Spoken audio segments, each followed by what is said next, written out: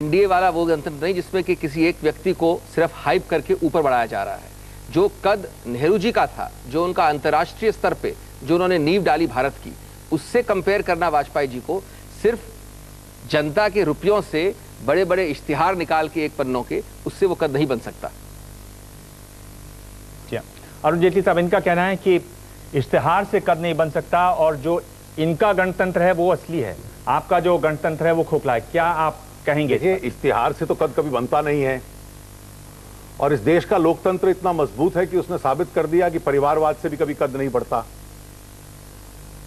कम से कम कांग्रेस के लिए यह समय है कुछ सोचने का कि 115-20 साल पुरानी पार्टी है, आपके पास भी आज भी अनुभवी नेता हैं, राज्यों में हैं, केंद्र में हैं, कि क्या ये परेशानी कि नेतृत्व किस प्रकार का हो। आज आप कहें कि भाई हम बाद में चुनेंगे, ये तो आप एक मजबूरी को वर्च्यू में कन्वर्ट कर रहे हैं।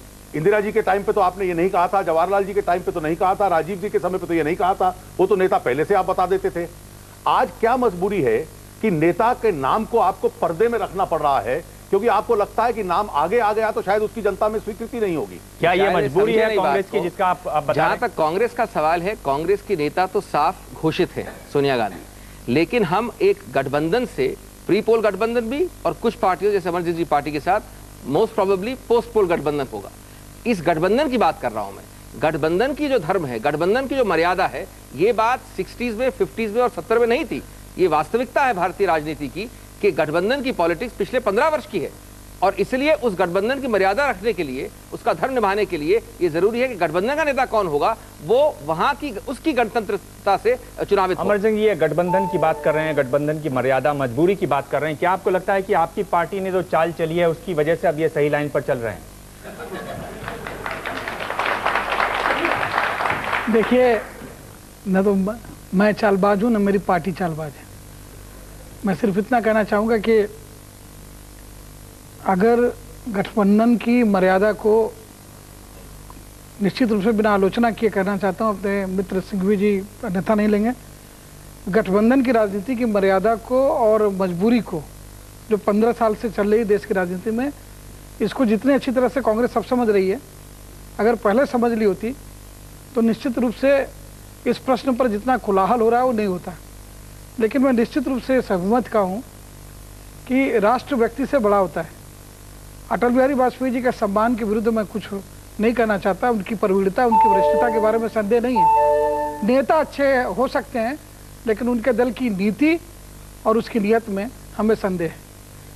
अभिषेक जी, कुल मिला के ये भी वही कह रहे हैं जो अरुण जेटली जी ने कहा कि एक मजबूरी है जिसको अब आप बता रहे हैं कि हमारी खासियत है। नहीं, ये मैंने नहीं कहा। मजबूरी का सवाल ही नहीं। मजबूरी, अगर मजबूरी होती तो न तो हम घोषित करते सोनिया गांधी को कांग्रेस की नेता, न सोनिया जी खुद कहती कि सबको साथ लेके जब इलेक्शन लड़ रहे हैं तो उसके बाद इसका निर्णय होगा गणतांत्रिक तरीके से।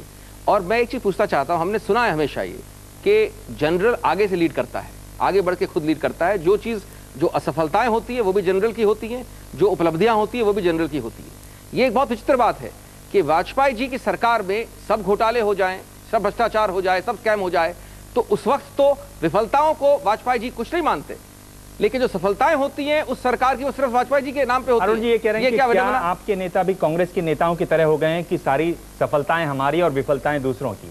ऐसा नहीं है। एनडीए का जो एक अनुभव आया है पिछले 6 वर्ष का, और इसका संकेत जब गठबंधन की राजनीति का अमर सिंह जी कर रहे थे, मुझे लगता है ये सबको सीखने की आवश्यकता है। आज बैलेंस ऑफ पावर जो है वो छोटे दलों के हाथ में, रीजनल पार्टीज के हाथ में है, और गठबंधन का धर्म जो है कि सबको साथ लेकर गठबंधन चलाना, ये जो वाजपेयी जी ने एक परंपरा शुरू की है, और प्रधानमंत्री के नाते एक डेमोक्रेटिक प्राइम मिनिस्टर जिसमें मंत्रियों के काम में, पार्टी के काम में खूब अधिकार देना, ये जो व्यवस्था चली है कि एकदम सेंट्रलाइज्ड पावर का उपयोग हो, ये तो कांग्रेस के जमाने में हुआ करता था, आज तो है नहीं। तो इसलिए इस प्रकार का आरोप लगाना आज की संदर्भ में उचित नहीं होगा अपने आप में। संजय गुप्ता, आप अपना सवाल पूछिए अभिषेक मनु सिंघवी से। अगर आप सोनिया जी को अपना नेता मानते हैं तो पीएम के लिए उनका नाम ना खोल के ये कोई राजनीतिक चाल है या प्रियंका और राहुल को आगे करके एक इमोशनल फैक्टर से चुनाव जीता जाएगा? देखिए, न तो ये चाल है, न इमोशनल फैक्टर है, ये सब इस पे पढ़ा जा रहा है और टिप्पणियां हो रही हैं और अटकल लगाई जा रही है। पहली बात तो मैं साफ कर दूं, इस वक्त राहुल या प्रियंका कैंपेन में इस्तेमाल करे जाएंगे, वो कैंपेन करेंगे जो कि उनका हक बनता है कांग्रेस पार्टी के लिए। उनको कोई पद नहीं दिया जा रहा है। ये कहना कि उनको ये बना दिया जाएगा, ये बना दिया जाएगा, ये सिर्फ अटकलें हैं। जहाँ तक सोनिया जी का सवाल है, 1998 में, 1999 में, उसके बाद कई चुनावों में 17 स्टेट्स में हमारी पार्टी को लीड किया उन्होंने जाके कैंपेन किया है। तो क्या इसमें किसी को भी कोई शक शुबा है कि कांग्रेस पार्टी के नेता कौन है? अब रही गठबंधन की बात, उस वक्त हमारे आज के वक्त जो गठबंधन है वो सब सीमेंटेड नहीं थे। इस वक्त जो केंद्रीय चुनाव है उसके पहले ये सीमेंट हो रहे हैं। तो क्या ये बात सही नहीं है कि जब ये गठबंधन बन रहे हैं तो जो भी गठबंधन के नेता हैं वो सब साथ बैठ के निर्णय करेंगे? ये किसी ने नहीं कहा कि निर्णय जरूर सैद्धांतिक रूप में ऐसा होगा कि सोनिया जी लीडर नहीं होंगी उस गठबंधन की। तो आप ये मान रहे हैं कि कांग्रेस का जो पहले गरूर था वो टूटा है, गठबंधन की असलियत ना को गरूर है ना उसने अब कुछ टूटा है। पंचमढ़ी के पहले से लिखित रूप से अगर आप लोग कोई दस्तावेज वो पढ़ें, जो कि पढ़ते नहीं है लोग, पंचमढ़ी के दस्तावेज, शिमला के दस्तावेज, श्रीनगर के दस्तावेज, सब में गठबंधन की बात बहुत साफ लिखी है, बहुत घोषित की गई कई बार। लेकिन ये बातें लोग उसको बरगला रहे हैं सिर्फ कि हम गठबंधन के विरुद्ध ये थे। जो कहा जा रहा है कि विपक्ष के पास क्या वाजपेयी का जवाब है, क्या वाजपेयी जी इतने बड़े बने वो इसलिए भी है क्योंकि कांग्रेस इतनी कमजोर हो गई है कि अकेले लड़ने वाली चुनाव आज बात कर रहे हैं लोग गठबंधन की? मुझे लगता है गठबंधन की बात करना एक वास्तविकता को रिकॉग्नाइज करना है। कांग्रेस में मैं अभिषेक जी से सहमत नहीं हूं। पंचमढ़ी से पहले एक घमंड था कि हम गठबंधन नहीं करेंगे। पिछली बार 1999 में जब एक अवसर आया कि शायद इनका कोई प्रधानमंत्री बन जाए, तो इन सब के ऊपर कंडीशन रख दी कि मंत्रिमंडल में और सरकार में आप में से किसी को शामिल नहीं किया जाएगा। अब इस प्रकार के अहंकार से आरंभ हुए हैं और आज लगता है कि चलिए नेता भी हम छोड़ने को तैयार हैं, कोई तो हमारे साथ आए। ये मुझे लगता है कि they are making a virtue out of a compulsion in which they have gone through. It's obvious that the BJP is rattled with the very fast pace of coalition arrangements we are having. They are highly concerned that people are leaving them and joining our coalition. जिस तेजी से इन लोग चल रहे हैं उससे आप लोगों में घबराहट आ गई है। मुझे लगता है कि जिस प्रकार का ये गठबंधन बना रहे हैं वो तो तीन टांग की दौड़ की तरह का है और लड़खड़ाएगा वो स्वाभाविक, क्योंकि जिस प्रकार का उस गठबंधन का स्वरूप है हमें उससे रैटल होने की कोई आवश्यकता नहीं है। उस गठबंधन को देख के ही इस देश का मतदाता कुछ घबराएगा। इनका कहना है देश का मतदाता घबराएगा। अगले दौर में हम अरुण जेटली से पूछेंगे क्या विपक्ष के पास वाजपेयी का जवाब है, अगले दौर में। आपका समय है 1 मिनट का। पिछले दशकों से बीजेपी के सुप्रीम लीडर वो हैं और वाजपेयी जी की स्वीकृति जो है, मैं आज कंसीड भी करने को तैयार हूं, वो बीजेपी की स्वीकृति से भी ज्यादा है। और इसलिए वाजपेयी जी स्वाभाविक नेता हमारे हैं और पार्टी के जितने नेता हैं, चाहे माननीय अडवाणी जी हैं या वेंकैया जी हैं, दूसरे लोग हैं, वो इस बात को बड़े स्पष्ट रूप से कई बार कह चुके हैं। वाजपेयी जी के नेतृत्व में एक विश्वसनीयता है और उस विश्वसनीयता की वजह से एक कंफर्ट फैक्टर कि अर्थव्यवस्था का संचालन करना, कूटनीति का संचालन करना, कश्मीर नीति का संचालन करना, आज पाकिस्तान नीति का संचालन करना, कि इस व्यक्ति में गहराई है और उसकी वजह से उस नेतृत्व की एक स्वीकृति बड़ी है। अमर सिंह जी, इनका कहना है कि वाजपेयी जी बीजेपी में हैं, बीजेपी के नेता रहे हैं और रहेंगे। आप क्या जानना चाहते हैं अरुण जी? तो अगर अरुण जेटली साहब कहते हैं कि वाजपेयी जी उनके निर्विवाद नेता हैं तो हैं, इसमें कोई प्रश्न ही नहीं उठता। लेकिन मैं इतना जरूर कहना चाहूँगा गठबंधन की राजनीति के बारे में कि बड़ा उलटपलट हो रहा है। जो डीएमके 5 साल तक अरुण जेटली जी के साथ थी, बालू और मारन, और जिस डीएमके को सरकार में शामिल होने के कारण अभिषेक मनु सिंघवी की पार्टी ने समर्थन वापस लिया धर्मनिरपेक्ष सरकार का, गुजराल साहब का। ये अद्भुत लीला है प्रजातंत्र की, जमहूरियत की। ये लाचारी है, मजबूरी है या व्यवस्था है गठबंधन की राजनीति की कि 5 साल सत्ता का रसास्वादन इनके साथ चखने वाले लोग उधर चले गए और आदरणीय राजीव जी के हत्यारे का बिल्ला लगाने वाले कांग्रेस के हमारे साथी अब उन्हें आत्मसात करने के लिए तैयार हैं। तो हमारे ऐसा व्यक्ति भी, मुझे पता नहीं मुझे आज यहाँ होना चाहिए या जहाँ आप बैठे उसके बगल में बैठा होना चाहिए। मेरा यह प्रश्न इन दोनों से है। जेटली जी, मैं एक प्रश्न और भी करना चाहूँगा उसके बाद।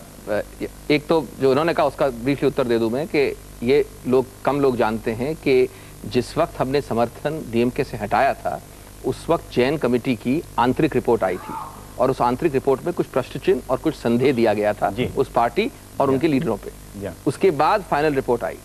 उस फाइनल रिपोर्ट में करुणानिधि जी को या डीएमके के विरुद्ध कोई भी आक्षेप नहीं है। तो पहली बात तो ये साफ हो जाए, उस वक्त का दौर डिफरेंट इसलिए था।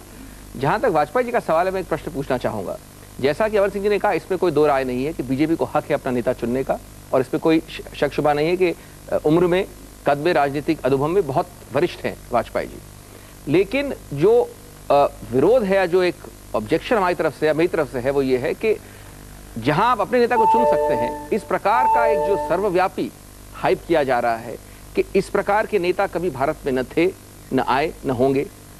ऐसा कद है जैसे कि कोई मिरेक्युलस आदमी है, लौह पुरुष और विकास पुरुष और सब चार पुरुष एक साथ मिलके हैं। ये जो हाइप है, और बहुत हद तक जो हाइप है, ये जनता के रुपये और जनता के रिसोर्सेज द्वारा है, उस पर कुछ जरूर विरोध हो सकता है गणतंत्र में। अरुण जी ये जानना चाह रहे हैं कि क्या इनको जो बड़ा बनाया जा रहा है वो जनता के पैसे पे बनाया जा रहा है, और कहां तक सच्चाई है उसमें? मैं पहले तो अमर सिंह जी की बात पे टिप्पणी कर दूं, क्योंकि उन्होंने हम दोनों को कह दिया कि हम पार्टनर्स बदलते रहते हैं। तो अमर सिंह जी ने और इनके नेता मुलायम सिंह जी ने इस राष्ट्र का एक बार बहुत बड़ा कल्याण किया था कि वो आंकड़ा 272 नहीं होने दिया था इनकी नेत्री का। तो मुझे लगता है क्योंकि ये सिद्धांतवादी हैं, तो जो इन्होंने पहले किया है अपने सिद्धांत के साथ हमारी जैसे बदलेंगे नहीं, अड़े रहेंगे। जहां तक अभिषेक जी का कहना है, कभी इश्तिहार के माध्यम से कोई लीडर नहीं बनता, और स्वाभाविक है कि राजनीतिक दल अनुभव के आधार पर, क्षमता के आधार पर, स्टेट्समैनशिप के आधार पर अगर अपने नेता का व्यक्तित्व बढ़ाते हैं और उसके माध्यम से वोट लेते हैं, तो वो एक राजनीतिक दल का अधिकार है। मैं तो ये मानता हूं कि अच्छा होता कि कांग्रेस पार्टी भी ये करती। कांग्रेस पार्टी में क्षमा चाहूंगा अभिषेक जी से इस पर टिप्पणी करने के लिए, उन्होंने अपनी पार्टी के वैचारिक आधार को समाप्त किया, पार्टी के संगठन को पीछे रख दिया और एक परिवार के आसपास पार्टी को भीड़ बना लिया। जब परिवार की क्षमता थी वोट दिलवाने की तो वोट मिलता था, परिवार की क्षमता नहीं रही तो वोट नहीं मिलेगा। तो मुझे लगता है कि इस उदाहरण को आप समझिए, क्षमता के आधार पर नेताओं को चुनिए, और परिवार के आधार पर अगर केवल आप हाइप करते रहेंगे तो आपकी हाइप की दिशा भी गलत होगी और उसका रिजल्ट भी नहीं। अरुण जी, अगर इस देश में किसी ने भी परिवार की राजनीति की है तो वो बीजेपी है। आपकी पार्टी से ज्यादा जो संघ परिवार और आपके परिवार के जितने और हैं अंग, जिन्होंने इस देश में टूटने की राजनीति की है, उससे ज्यादा किसी ने नहीं की है। जहां तक हमारे परिवार का ये जो टिप्पणी कर रहे हैं, जो व्यक्ति नेहरू गांधी परिवार से जुड़ा हुआ राजनीति में आया है, वो एक बार नहीं कई बार चुनावित होकर आया है। मैं पूछना चाहूंगा इनसे कि किस गणतांत्रिक सिद्धांत पर ये कहते हैं कि सोनिया गांधी को या राजीव गांधी को या जवाहरलाल नेहरू को एक नहीं, दो नहीं, 4 अलग अलग कॉन्स्टिट्यूंसी से खड़ा होने का हक नहीं है और चुनावित होकर आने का हक नहीं है? क्या ये रूल ले डाउन करेंगे कि क्योंकि कोई व्यक्ति किसी का लड़का है या किसी का ग्रैंड डॉटर है या ग्रैंडसन है, वो चुनाव नहीं लड़ सकता? अरुण जी ये तो साफ कह रहे हैं कि आपका जो परिवार है वो आप परिवारवाद चलाते हैं, तो चला ही नहीं रहे परिवारवाद। जैसा कि इनके पार्टी के व्यक्ति बार बार अपशब्दों में कहते हैं कि हमारा चले कानून तो हम नया कानून बनाए हर दिन। वैचारिक आधार पर 10-20 संगठन अपने आप को एक वैचारिक परिवार कह ले, उस परिवार शब्द को यह समझ ले कि इसका मतलब यह है कि बाप दादा जिसके बड़े थे कि उनको हर एक को स्वाभाविक नेता बनने का अधिकार होगा। मुझे लगता है परिवार शब्द की जिस परिभाषा को मैं कह रहा था उसको ये जानबूझकर गलत समझने का प्रयास कर रहे हैं। मेरा कहने का उद्देश्य ये था कि क्या कांग्रेस पार्टी को, और मैं मानता हूं कि आज भी कांग्रेस में ऊंचे कद के लोग हैं, क्या आपको किसी का कद एक परिवार के बाद ऊंचा नहीं लगता? आपके मुख्यमंत्री इतने रहे हैं, केंद्रीय मंत्री इतने रहे हैं, आपके कई सांसद बहुत अनुभव हैं, किसी की ओर तो देखकर उसका व्यक्तित्व बनाइए। जो हाइप बनाते हैं केवल एक परिवार की हाइप बनाएंगे या क्षमता के आधार पर बनाएंगे? अगर हम हाइप बना रहे हैं तो क्षमता के आधार पर बना रहे हैं, परिवार के आधार पर नहीं। क्षमता के आधार पर, परिवार के आधार पर शब्द हैं, सिर्फ आधार सिर्फ एक होता है चुनावित होने का। मैं अभी तक इस बात को नहीं समझ पाया कि इनकी सरकार ने कई बार प्रयत्न किया, कॉन्स्टिट्यूशन रिव्यू कमीशन बिठाया, कोशिश की ये कहने की कि जो नागरिक है इस देश का वो खड़ा नहीं हो सकता चुनाव में। ये नए नए सिद्धांत किए कि उनका लड़का नहीं हो सकता, उनका ग्रैंडसन पोता नहीं हो सकता।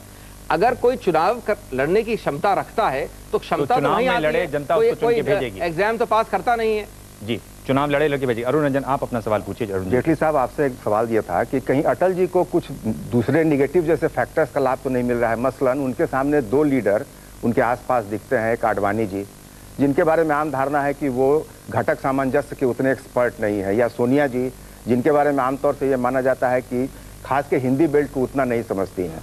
दूसरा, सारे लोग आप लोग बता रहे हैं बार बार कि गठबंधन की राजनीति है, तो गठबंधन की राजनीति जो बढ़ रही है, कहीं ना कहीं भारत में लगता है कि स्टेटस को का यथास्थितिवादी राजनीति बढ़ रही है, यथास्थितिवादी प्रधानमंत्रियों की जरूरत महसूस हो रही है। तो अटल जी को आप क्या मानते हैं, कोई प्रो चेंजर पीएम है जैसे इंदिरा गांधी थी, या ये भी यथास्थितिवादी प्रधानमंत्री हैं कि जो चीजें जैसी है समेटे हुए हैं, दिन काट रहे हैं, 5 साल कट गया, इस ढंग की बातें। देखिए 5 साल अगर केवल समय काटने को कटते तो 5 या 6 साल के बाद आप एंटी इनकम्बेंसी शब्द का प्रयोग कर रहे होते और मीडिया कर रहा होता, फील गुड फैक्टर का ना कर रहा होता। अगर इस देश की अर्थव्यवस्था में एक बुनियादी परिवर्तन लाने की कोशिश की, इस देश की कश्मीर नीति उसका हल ढूंढने का एक बुनियादी परिवर्तन लाने की कोशिश की, पिछले 1 वर्ष में पाकिस्तान और कश्मीर के संदर्भ में टफ एक्शन भी हुए, सफल चुनाव भी हुए, डायलॉग भी हुआ, हुर्रियत से बातचीत भी हुई, हर एक्सपेरिमेंट को उन्होंने एक्सपेरिमेंट किया। अंतरराष्ट्रीय स्तर पर जिस प्रकार के भारत का प्रभाव बनाया, अगर इसको आप स्टेटस को मानते हैं तो मुझे लगता है कि परिवर्तन क्या होगा इसकी परिभाषा आपको बतानी पड़ेगी। पर अरुण जेटली साहब, ये है कि जो वाजपेयी जी का जो जितना कद है, पार्टी का कद उसके बराबर क्यों नहीं हो पाता, इसकी आप क्या वजह समझते हैं?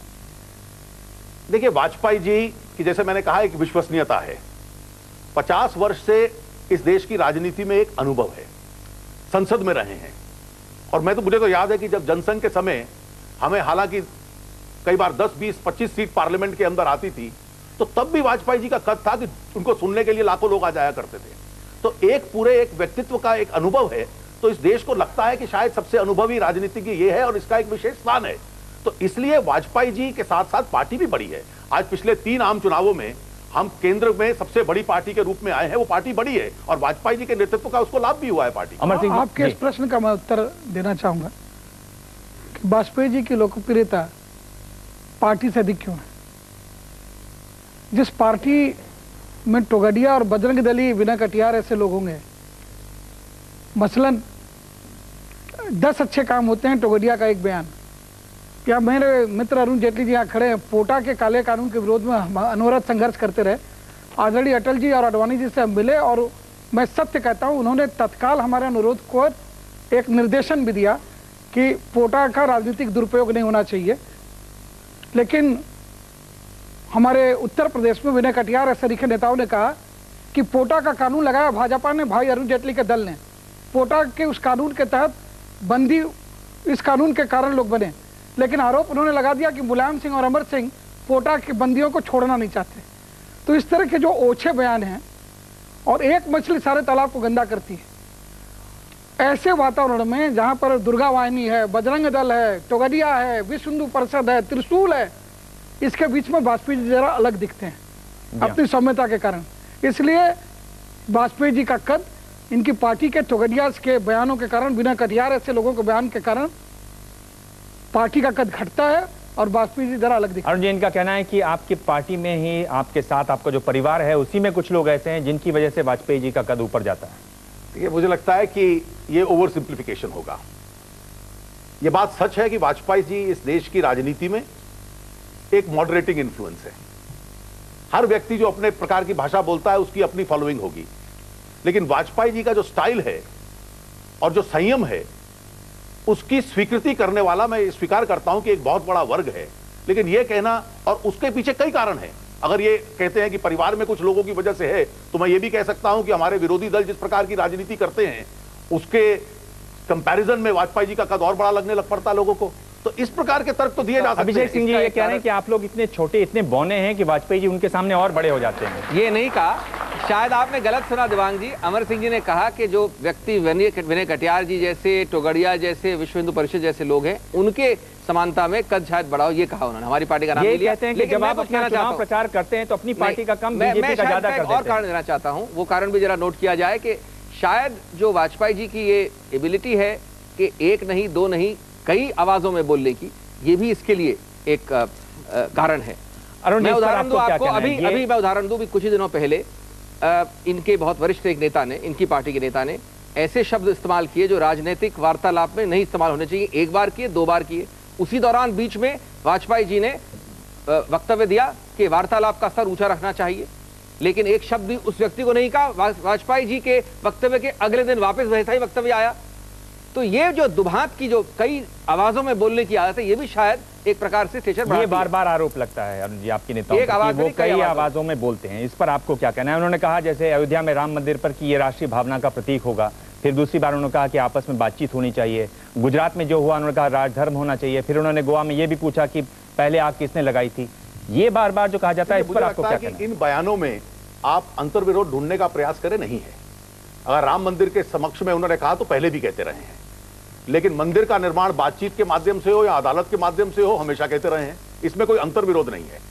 लेकिन अभिषेक जी को यह सोचना चाहिए, जब इस प्रकार की आलोचना की आपने ये बयान क्यों दिया या ये बयान क्यों दिया, अगर इतने वर्षों के राजनीतिक अनुभव के बाद बोलने की बजाय वाजपेयी जी हर बार पढ़ना आरंभ कर दें तो शायद वो कद ना होता। तो नेताओं का जो उन्होंने सवाल पूछा था, क्यों जब तुलना होती है, तो जो अनुभव है, जो अंतरराष्ट्रीय स्तर के ऊपर अनुभव है, ये सारे फैक्टर्स हैं जो जनता के मन में जाते हैं जब नेताओं का कद जिसके बुनियाद के ऊपर बनता है। और आपको ये सचमुच में सोचना चाहिए कि नेता अनुभव के आधार पर रोज सीखते हैं, लेकिन कुछ लोग ऐसे हैं who are poor learners also in the game. आप अपने सवाल हमें भेज सकते हैं, सुझाव भेज सकते हैं 6388 पर। अजय महाजन है मुंबई से, जो ये कह रहे हैं, जो अभी अरुण जेटली जी ने कहा कि वाजपेयी लीडर हैं, विपक्ष के पास सिर्फ रीडर हैं। अगले दौर में हम बात करेंगे अमर सिंह जी से और जानेंगे कि 90 मिनट उनको क्यों लगे अपना निमंत्रण पत्र देने में सोनिया गांधी को। अगले दौर में पे का जवाब है, ये दौर है अमर सिंह जी का। अमर सिंह जी बताइए कि सोनिया जी से मिलने आप भी गए थे, निमंत्रण पत्र देने के लिए 90 मिनट आपको लगे। नहीं, 90 मिनट क्या तो भी... आप वाजपेयी जी का विकल्प ढूंढ रहे हैं? क्या आप उनसे बातचीत करके उसी के बारे में कोई रास्ता निकालने की कोशिश कर रहे हैं, या क्या स्थिति है आपकी पार्टी की? देखिए, मैं इतना बड़ा व्यक्ति नहीं हूं, मैं तो प्रधानमंत्री, ये आप कम बता रहे हैं, और अकेले हम दोनों की मुलाकात हुई, मेरी और सोनिया जी की, ये भी सत्य है। लेकिन जब प्रमोद महाजन जी जाकर के लखनऊ में हमारे गठबंधन में अब तक शामिल कल्याण सिंह की परिक्रमा करते हैं तो कोई भूचाल नहीं होता है। और अगर हम विपक्ष की राजनीति में जो प्रतिपक्ष की नेत्री हैं, जिनसे सब विशेष मसलों पर अटल जी और आडवाणी जी भी विचार विमर्श करते हैं, सभी राष्ट्राध्यक्ष मिलने आते हैं, और हिंदू धर्म के शिरोमणि शंकराचार्य जी अपने बाएं सोनिया जी को और दाएं अटल जी को बैठाकर समान आदर देते हैं, तो अगर सोनिया गांधी जी से मैं पौने 2 घंटा मिल लेता हूं तो बड़ा आमूलचूल परिवर्तन देश की राजनीति में दिखता है, भूचाल ऐसा दिखता है। और मैं तो इतना ही कहूंगा कि ये दुनिया वाले पूछेंगे मुलाकात हुई, क्या बात हुई, ये बात किसी से ना कहना।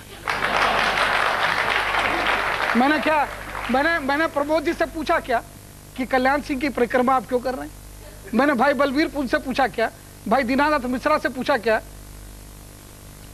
अभिषेक मनु सिंह भी आप क्या जानना चाहते हैं अमर सिंह जी से? मैं भी जानना चाहता हूँ क्या बात हुई, किसी को बता नहीं रहे ये। लेकिन ये बात सही है, देखिए हम इनकी सरकार का समर्थन कर रहे हैं इस वक्त उत्तर प्रदेश में, पहली बात। दूसरी बात, चुनाव आ रहे हैं, किस तरफ भी हो, लेकिन कम से कम हमारे ज़्यादा नज़दीक हैं ये बनिस्बत किसी और ग्रुप के, तो ये स्वाभाविक है कि इसके पहले बात हुई और सिर्फ इनके बर्थडे वर्षगांठ की बात नहीं हुई हो। इसमें क्या, इसमें अजीबोगरीब बात क्या है? जी हाँ, पर अमर सिंह जी आप ये बताइए, आपके एनडीए में इतने दोस्त हैं, अरुण जेटली साहब आपके बड़े अच्छे दोस्त हैं, आप वाजपेयी को अच्छे नहीं, अच्छे और बहुत पुराने हैं और रहेंगे। जी बहुत बढ़िया हैं और रहेंगे ये दोस्ती। ये बताइए कि आप प्रधानमंत्री अगर आप चाहें तो आप किसको चाहेंगे, वाजपेयी को या सोनिया को? सीधा सवाल। देखिए, जब सोनिया जी, निश्चित रूप से हम वाजपेयी जी और एनडीए के गठबंधन के विरुद्ध काम कर रहे हैं, तो हम तो निश्चित रूप से चाहेंगे कि जहां अरुण जी हैं वहां मैं चला जाऊं और जहां मैं हूं वहां अरुण जी को ले आऊं। राजनीति में ये हमारे व्यक्तिगत मित्र हैं, और लेकिन राजनीति में हमारा वैचारिक मतभेद है, और वैचारिक मतभेद का मतलब दुश्मनी नहीं है। Political rivalry does not necessarily mean enmity. यह संस्कृति तो उत्तर प्रदेश की एक मोहतरमा ने शुरू की है जी।